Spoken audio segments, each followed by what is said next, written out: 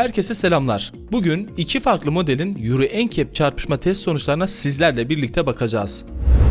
Ülkemizde B segmentinin SUV temsilcisi olarak satılan en ucuz modellerden Dacia Sandero Stepway ile Hyundai Bayon aracının çarpışma testi sonuçlarını karşılaştıracağız ve alırken hangi modelin daha mantıklı olduğuna değineceğim.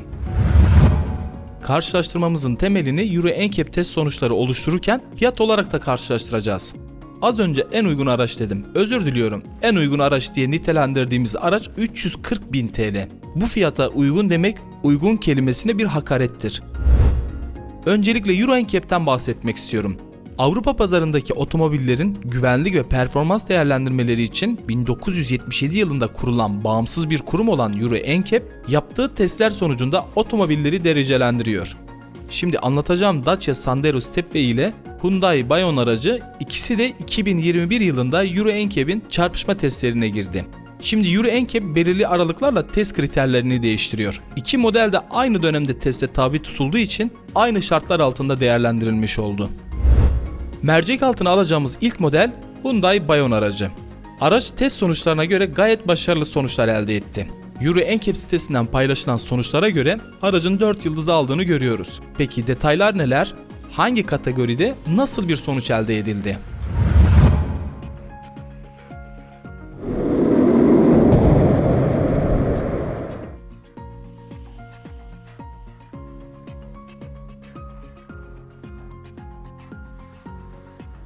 Araç için yapılan testler sırasında ilk değerlendirmenin yetişkin yolcular için olduğunu görüyoruz.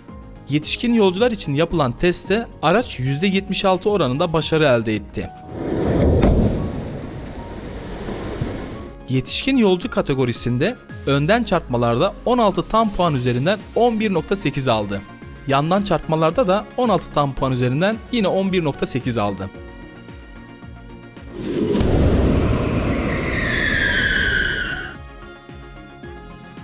Arkadan çarpmalarda ise 4 tam puan üzerinden 3.7 puan almış oldu.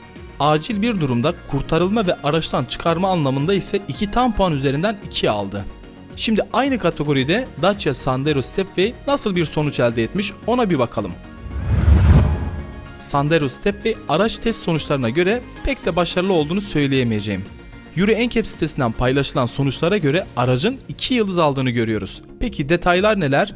Hangi kategoride nasıl bir sonuç elde edildi? Yetişkin yolcular için yapılan testte araç %70 oranında başarı elde ettiğini görüyoruz. Bayon aracının oranı ise %76 idi. Yetişkin yolcu kategorisinde önden çarpmalarda 16 tam puan üzerinden 12.1 aldı.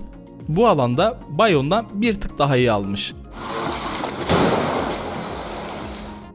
Yandan çarpmalarda da 16 tam puan üzerinden 10.7 aldı.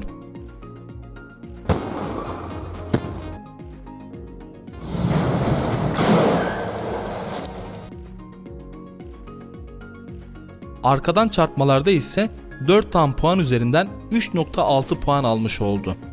Acil bir durumda kurtarılma ve araçtan çıkarma anlamında ise 2 tam puan üzerinden 0.5 almış. Bu alanda Bayon 2 tam puan üzerinden 2 almıştı.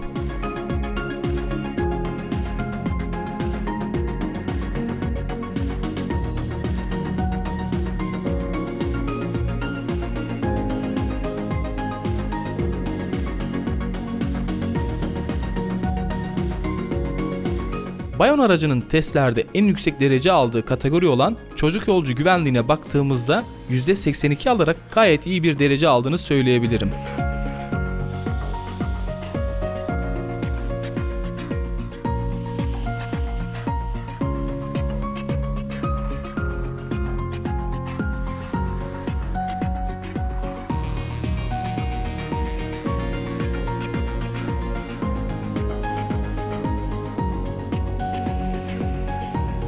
Bu alanda Dacia Sandero Stepway'e baktığımızda ise çocuk yolcu güvenliğinden %72 aldığını görüyoruz.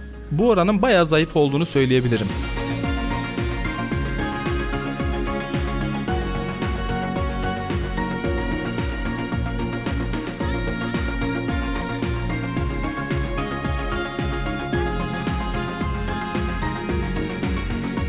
Şimdi sırada yaya güvenliği var. Hyundai Bayo'nun yaya güvenliğine baktığımızda %76'lık bir dereceye sahip olduğunu görüyoruz. Bayon aracının yaya çarpma durumunda baş darbesinden 14.9 puan, pelvis yani kalça darbesinden 6 puan, bacak darbesinden ise 6 puan alarak 36 tam puan üzerinden 26.9 puan almış oldu.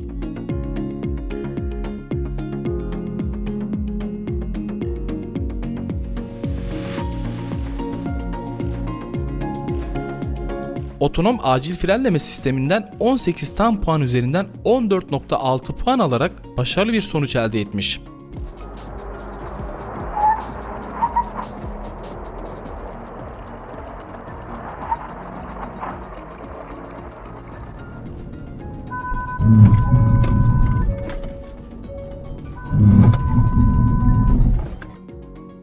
Dacia Sandero Stepway'in yaya güvenliğine baktığımızda ise %41 derece ile sınıfta kalmıştır.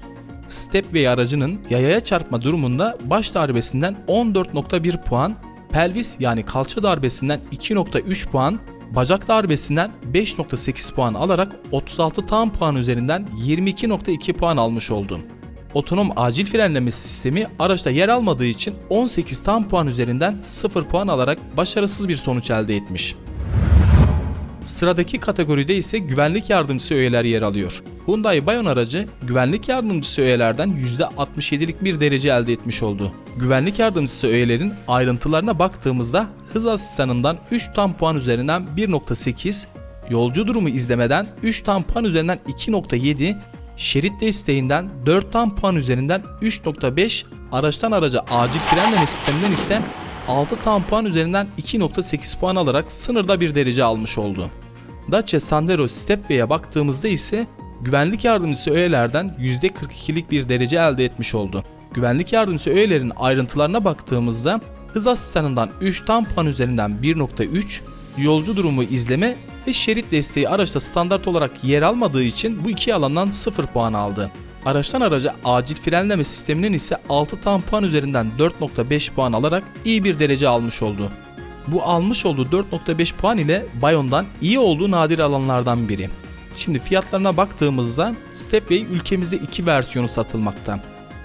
Giriş versiyonuna baktığımızda Comfort 1.0 Turbo Eco G yani LPG'lik 100 beygir güç sunan versiyonu 6 ileri manuel şanzımanlı olarak 336.000 TL'den satılmakta. Bayon'da ise tam olarak karşılık gelmese de aynı muadil diye bahsettiğimiz modeli 1.4 MPI motor 100 beygirlik 6 ileri manuel şanzımanı ile kampanyalı satış fiyatı 331.800 TL'den satılmakta. Ama burada Bayon için bir şey söylemem gerekiyor. Bayon ülkemizde üretildiği için daha uygun fiyattan satılmakta. Bunu da göz ardı etmemek gerekir. Ben alacak olsam tabii ki de hem tasarım olarak hem de fiyat ve güvenlik olarak Bayon alırdım. Videonun sonuna geldik. Kendinize iyi bakın. Tekrardan görüşmek üzere.